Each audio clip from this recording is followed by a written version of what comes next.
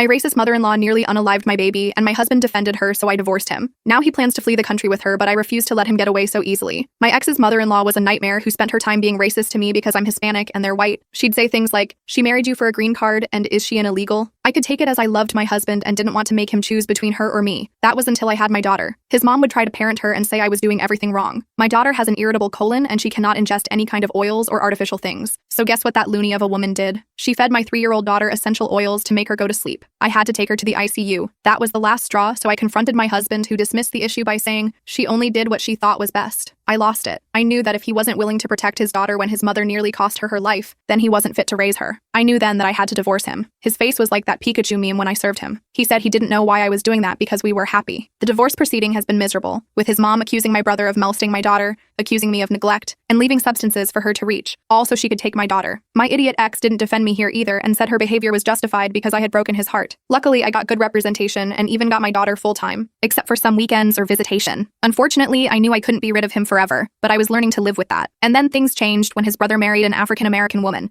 and of course his mom was deeply racist. The only difference between our situations was that my ex-brother-in-law actually stood up for his wife. When my ex saw this, he saw how crappy he was in not defending me. But I didn't care about his revelation because I started dating a guy and he's great, and his parents like me. My ex got wind of the situation and flipped out. He started bringing flowers and chocolate. I don't even like chocolate. To pick up our daughter. He also sends cards and messages with hearts. His last stunt was appearing in front of my door crying and clutching my engagement ring, begging me to come back. I said no and that he should go away. I don't love him anymore and will never get back together with him. He wouldn't leave and demanded I talk with him, but I threatened to call the police. I honestly don't know what to do because he's being immature about this situation and I just want him out of my life. Update. After a talk with my daughter, I learned that her dad has been showing her pictures of houses and tells her that she can now have 2 rooms with loads of stuff. I asked if her dad is buying a new house. Nope. Turns out that nut wants to take my daughter out of the country. He shows her pictures of beach houses and even bought her a bag so she can put her stuff inside it. I tried to give him the benefit of the doubt by thinking that maybe he hadn't told me yet, but eventually will. But then my daughter revealed he told her to keep it a secret because, mommy would get sad if she knew that daddy was going away. I am actually effing livid. I decided to talk to my lawyer to see what measures we can take to prevent child abduction. We got a custody decree that included provisions including passports, travel restrictions, etc. We also noticed he quit his job, and on a realtor's page I saw that he was putting his mother's house on sale. That and my daughter's words were all we needed to notify law enforcement for them to keep an eye out, since I still couldn't prevent my daughter from seeing her father. Sometime later, I got a call from the police department regarding her passport. My daughter's passport expired, so my ex tried to request a passport for my daughter without my knowledge. After that, he was investigated because he violated the decree,